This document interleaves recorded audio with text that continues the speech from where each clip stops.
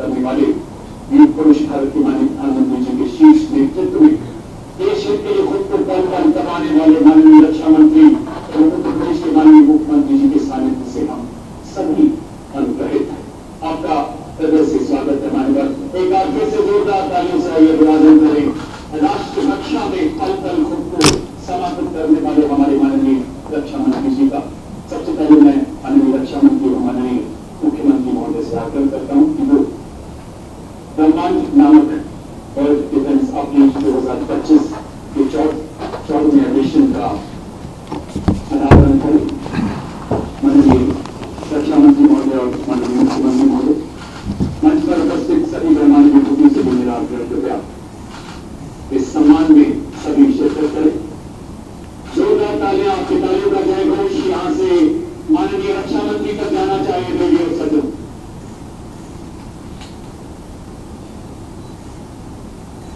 यह बताना चाहूंगा किसी मैगजीन में जो सभी मिलिट्रीज के बारे में कुछ जानकारी देती है।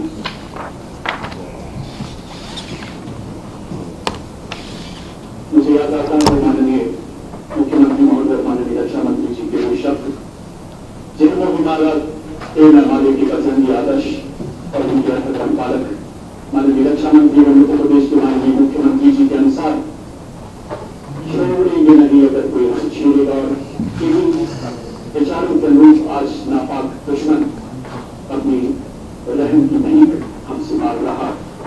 और अब मैं आग्रह करूंगा माननीय रक्षा मंत्री और माननीय मुख्यमंत्री महोदय से इन परियोजनाओं का बटन दबाकर सबसे पहले ब्रह्मोस एरोस्पेस इंटीग्रेशन एवं टेस्टिंग फैसिलिटी का लोकार्पण एवं स्ट्रेटेजिक मटेरियल टेक्नोलॉजी कॉम्प्लेक्स का उद्घाटन करें माननीय रक्षा मंत्री महोदय एवं माननीय मुख्यमंत्री महोदय। तालियों का घोष रुकना नहीं चाहिए। देवी और सज्जनों, एक ऐसा गौरवशाली पल जो आने वाली पीढ़ियों को युगों युगों तक प्रेरणा देगा, विकसित भारत का मार्ग प्रशस्त करे। चाहे हम किसी भी परिस्थिति में रहें, यह देश चलता रहेगा और हमारा काम नहीं रुकेगा। किसी भी स्थिति में हमारा संवाद नहीं टूटेगा। साथियों, आज का दिन हमारे शहर लखनऊ और हमारे राज्य उत्तर प्रदेश और हमारे पूरे देश के लिए एक ऐतिहासिक दिन है। आज का दिन मैं समझता हूं उस शक्ति की आराधना का दिन है जो हमारी सेनाओं को संबल प्रदान करती है, जो हमारी सेनाओं में निहित होकर दुश्मन पर कहर बरसाती है। आज का दिन मेरे लिए व्यक्तिगत रूप से बहुत ही महत्वपूर्ण है, क्योंकि मैंने अपने शहर लखनऊ के लिए एक सपना देखा था कि मेरा शहर भारत के डिफेंस सेक्टर को मजबूत करने में एक बड़ा योगदान दे। वह सपना अब पूरा हो रहा है। साथियों, BrahMos integration and testing facility का उद्घाटन इसलिए भी महत्व रखता है क्योंकि आज का दिन बहुत ही खास है। आप सब तो जानते ही हैं कि आज नेशनल टेक्नोलॉजी डे है। आज ही के दिन 1998 में श्रद्धेय अटल बिहारी वाजपेयी जी के नेतृत्व में हमारे वैज्ञानिकों ने पोखरण में परमाणु परीक्षण करके दुनिया को भारत की ताकत दिखाई थी। और वह परीक्षण हमारे साइंटिस्ट, इंजीनियर्स, डिफेंस पर्सनल और कई अन्य स्टेक होल्डर्स के अथक प्रयासों का ही परिणाम था। यह हमारे वैज्ञानिकों तथा इंजीनियर्स को मान्यता देने, उनको रिकॉग्नाइज करने और उनके कंट्रीब्यूशन को एक्नॉलेज करने का दिन है। मुझे अच्छी तरह याद है जब मैंने इसका शिलान्यास किया था, उस समय माननीय मुख्यमंत्री श्री योगी आदित्यनाथ जी भी थे। उस दौरान मैंने यह इच्छा जाहिर की थी कि जितनी जल्दी हो सके इस प्रोजेक्ट को पूरा कर लिया जाए। और मुझे यह देखकर बेहद खुशी हुई कि आप लोगों ने मेरी भावना का सम्मान रखा और महज 40 महीने में इस प्रोजेक्ट को पूरा करके दिखाया। आज हमारे आसपास जैसी परिस्थितियां हैं, उसे देखते हुए ये बेहद जरूरी हो जाता है कि हम अपने लक्ष्यों को ऐसे ही समयबद्ध तरीके से पूरा करते रहें। इस मौके पर मैं उत्तर प्रदेश के माननीय मुख्यमंत्री श्री योगी आदित्यनाथ जी का विशेष आभार प्रकट करता हूं यदि इतने कम समय में ब्रह्मोस की इंटीग्रेशन एंड टेस्टिंग फैसिलिटी की स्थापना हो सकी तो इसके पीछे योगी जी का बहुत बड़ा योगदान है। मैं डीआरडीओ, हमारे वैज्ञानिक, हमारे इंजीनियर्स और इस प्रोजेक्ट से जुड़े हर व्यक्ति और संस्था को मैं हृदय से बधाई देता हूं। आप लोगों ने दिन रात मेहनत करके इस इंटीग्रेशन एंड टेस्टिंग फैसिलिटी को खड़ा किया है। देश भर के वैज्ञानिक, इंजीनियर्स और युवाओं का योगदान हमें इस फैसिलिटी सेंटर में देखने को मिलेगा। मैं आपकी मेहनत और लगन को नमन करता हूं।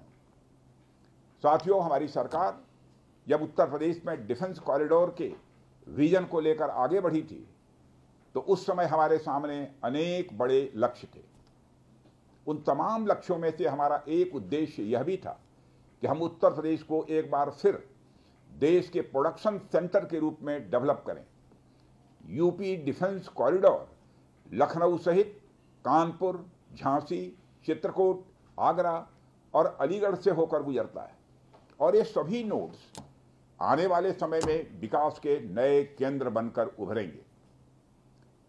साथियों, एक उदाहरण मैं आपके सामने रखूं तो आप में से बहुत लोगों को पता होगा कि एक समय कानपुर और आसपास का क्षेत्र प्रोडक्ट्स की मैन्युफैक्चरिंग के लिए जाना जाता था। आर्थिक रूप से यह क्षेत्र बहुत ही समृद्ध था। इसे मैनचेस्टर ऑफ द ईस्ट कहा जाता था। लेकिन आजादी के बाद अनेक कारणों से आर्थिक प्रगति की राह में यह क्षेत्र पिछड़ता गया और कहीं पीछे छूट गया। मैं उन कारणों में तो नहीं जाना चाहूंगा, पर कहना यह चाहता हूं कि यूपी डिफेंस कॉरिडोर के निर्माण के बाद यह क्षेत्र फिर से एक बार अपने पुराने वैभव को प्राप्त करने की ओर आगे बढ़ चला है। मुझे इसमें कोई संदेह नहीं है कि कानपुर विकास की उन ऊंचाइयों को छुएगा जो दुनिया के विकसित क्षेत्रों के लिए अनुकरणीय होगा।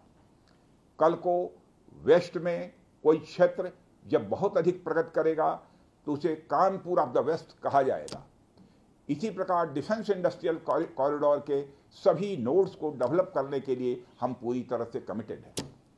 मुझे यह भी बतलाया गया है कि अभी उत्तर प्रदेश डिफेंस कॉरिडोर में aircraft manufacturing, UAV, drones, ammunitions, composite and critical materials, small arms, textile तथा पैरासूट आदि में मेजर इन्वेस्टमेंट किए गए हैं।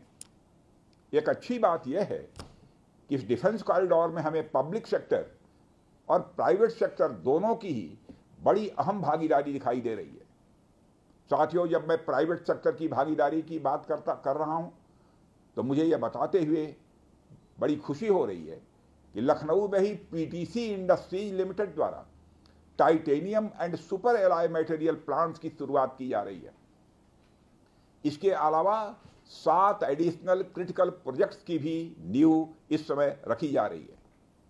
यह निश्चित रूप से रक्षा क्षेत्र में भारत की आत्मनिर्भरता की गति को और तेज करेगा। मैं इसके लिए श्री सचिन अग्रवाल को भी बधाई देना चाहता हूं। हमारा सपना है कि उत्तर प्रदेश दुनिया के टॉप डिफेंस प्रोडक्शन और एक्सपोर्ट डेस्टिनेशन के रूप में जाना जाए। आज जो ब्रह्मोस फैसिलिटी शुरू हो रही है, मैं समझता हूं वह यूपी डिफेंस कॉरिडोर का यह गौरव होगा।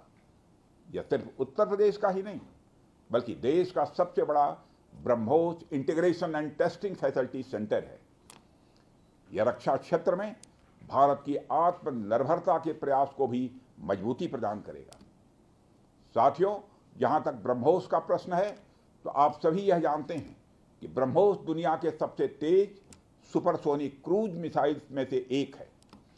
ब्रह्मोस सिर्फ एक हथियार नहीं है बल्कि यह अपने आप में एक मैसेज है।